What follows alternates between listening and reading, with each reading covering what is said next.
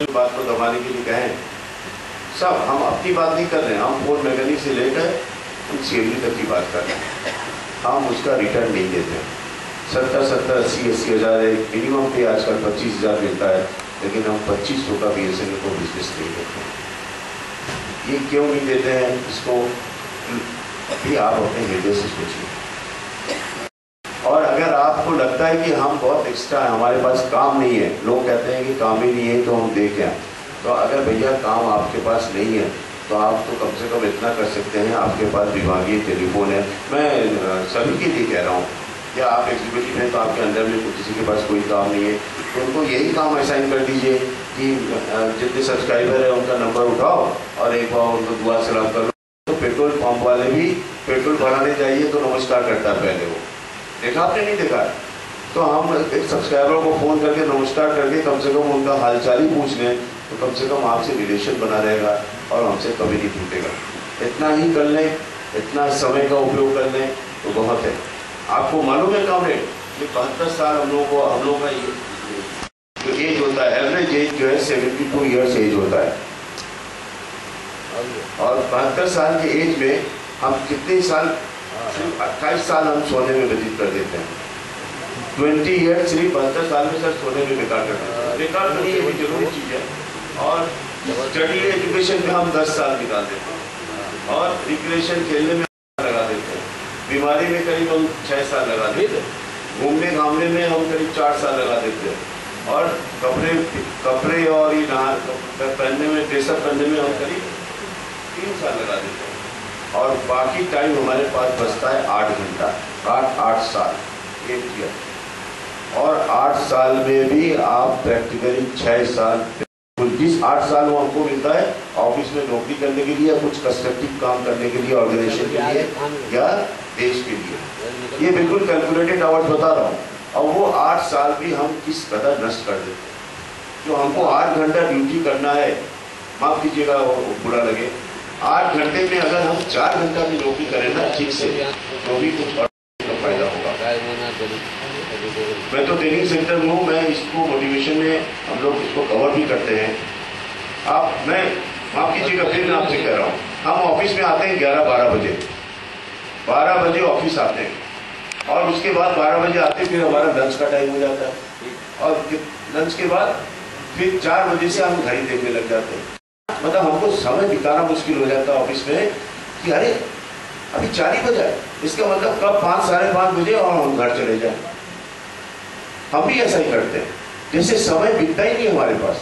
और यही multinational company की बात कीजिए, मल्टीनेशनल कंपनी वाले भी जब घड़ी देखते हैं कहते अरे रात के 8 बज गए, कितना फर्क है। अब बताइए वो कंपनी प्रॉफिट में रहेगा कि हमारे कंपनी में रहेगा जो फोन मैकेनिक से लेकर अधिकारी तक देखता है चले अभी 4 ही बजा है ऑफिस।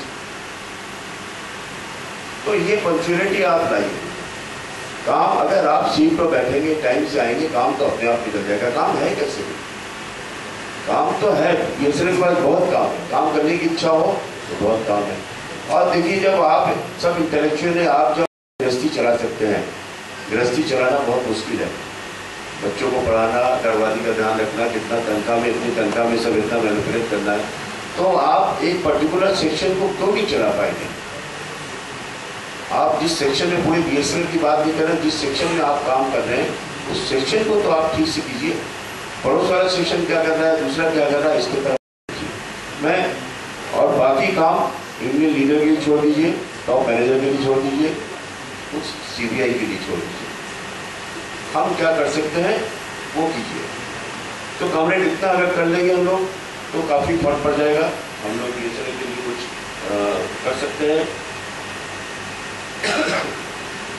मेरा यही आह्वान है। और एक दुर्भाग्य की बात और है सर, मैं अपने सारे एग्जीक्यूटिव से कहता हूँ, मैनेजर को आज का जो टॉपिक हमें कन्वे था वो BSNL के समक्ष चैलेंजेस को लेकर था। पहले तो मैं आपको बता दूं कि चैलेंज तो वहाँ होता है जहाँ ये किसी को गलतफहमी होती है कि काम नहीं हो सकता। तो मुझे तो नहीं लगता कि ऐसा कोई काम है आप अपने से कर ना पाए।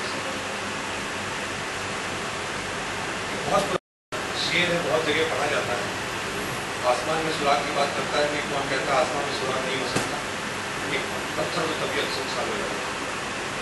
अब प्रश्न ये है और सवाल ये है कि पत्थर तो चल रहे हैं, सुराग भी हो रहे हैं, लेकिन चक्कर क्या है, ना वो आसमान की तरफ फेंक रहे हैं और ना तबीयत से साल। एक कलेक्टिव एफर्ट की जरूरत है। कहाँ हम रुक रहे हैं और कहाँ प्रॉब्लम है, ऐसा कोई व्यक्ति नहीं होगा जिसके कोई ना कोई कहीं ना कहीं प्रॉब्लम ना हो, रुकावट तो हर जगह है। लेकिन एक कलेक्टिव एफर्ट अगर सब अभी भी करेंगे तो कर रहे हैं, क्योंकि अभी भी जो हमें ऐसे एग्जैक्ट फिगर्स नहीं पता है, लेकिन जो हमें खबर मिली है कि रेवेन्यूज और ग्रोथ अभी भी उस जगह पे है जहाँ वो नीचे गिरा जा सकता है। तो अभी ना तो कुछ बिगड़ा है और ना कुछ बिगड़ने की संभावना है, क्योंकि पूरा सेक्टर ही एक बहुत ही कठिन दौर से गुजर रहा है, सिर्फ BSNL सारी कंपनी। और हमारे पास इतने एक्सपीरियंस स्टाफ है और इतनी तादाद में इतना एक्सपीरियंस मौजूद है कि अगर वो चाह लें तो मुझे नहीं लगता है कि कोई टारगेट, कोई भी रेवेन्यू रियलाइजेशन या कोई भी टारगेट कलेक्शन का अचीव करने में किसी को नहीं देता। ये बहुत ही छोटी सी बात है। आप सब पहले भी बहुत काम किए, आपको पता है 31 मार्च जब पहले आता था तो कैसे कनेक्शंस खुलते थे और कितने खुलते थे और कैसे रखते थे और सब बोलते थे। ये जरूर है कि पहले दिन ना बोले, दूसरे दिन ना बोले, लेकिन तीसरे चौथे दिन अवश्य बोलते थे। बस जरूरत है कि वो पत्थर सब एक डायरेक्शन में जाए।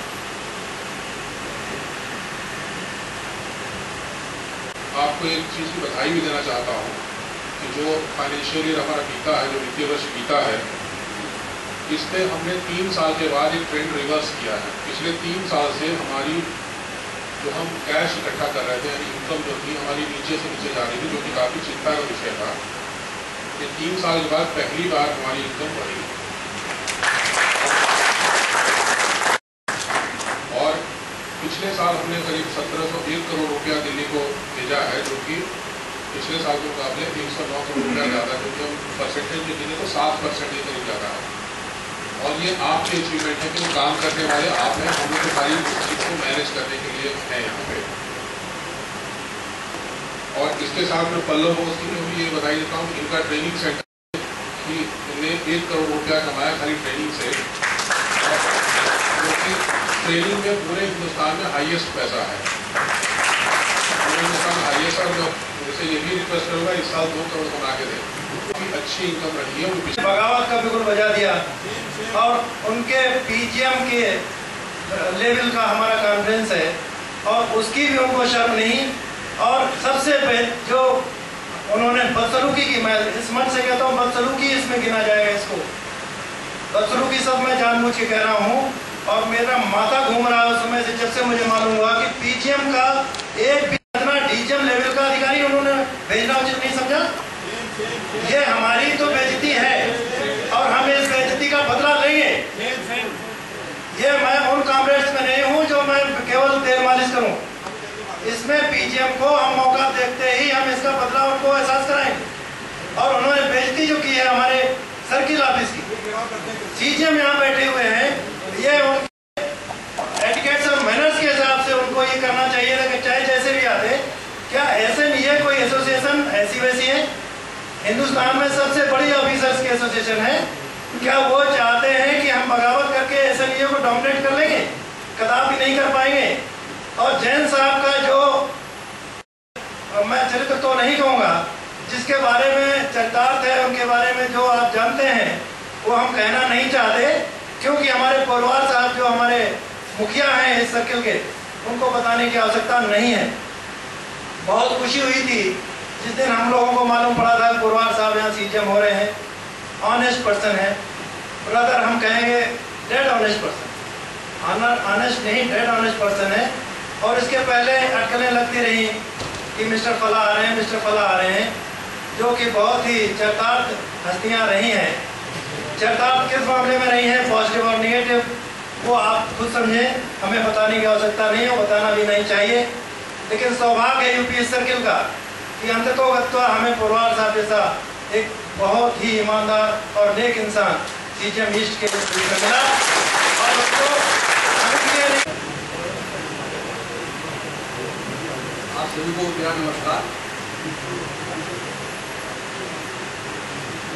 मंच पर आसीन मेरे सभी साथी शाही पार्टी प्रताप सिंह जी, नीरज साहब, दीक्षित जी और चौहान जी के सम्मुख बैठे हमारे साथीगण, प्रेस के मेंबर्स,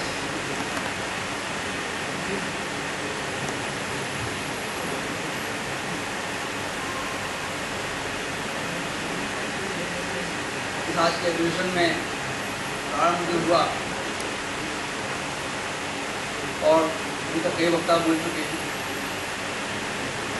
जो बातें कही जा सकती थी मेरे हिसाब से वो सभी कही जा सकती।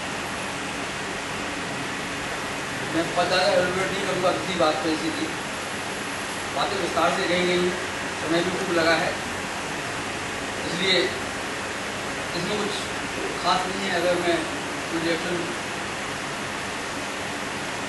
वल्लभ बोस जी ने अपनी बुकलेट में काफ़ी बातें कही और कुछ ऐसी बातें भी कही जो लिखी नहीं थी। आप इस बात पर विश्वास मानेंगे कि उनको पहले से पता नहीं था कि कुछ बातें होंगी जिनको वो कहेंगे।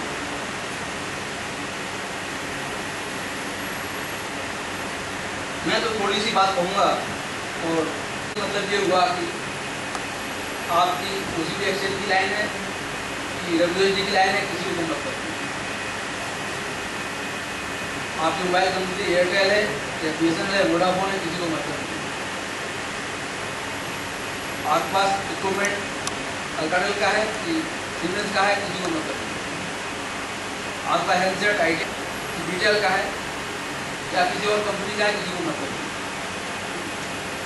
आपके पास मोबाइल सेट नोकिया का है या सैमसंग का है, किसी को मतलब नहीं। समझते हैं इस बात को? ये कितना न्यूट्रल हो गया है टेलीकॉम नेटवर्क हमारा, किसी को कोई फर्क नहीं पड़ता, कोई कंपनी हो, कोई वेंडर हो, कोई ऑपरेटर हो। इस सिनेरियो में हम आपको रहना है।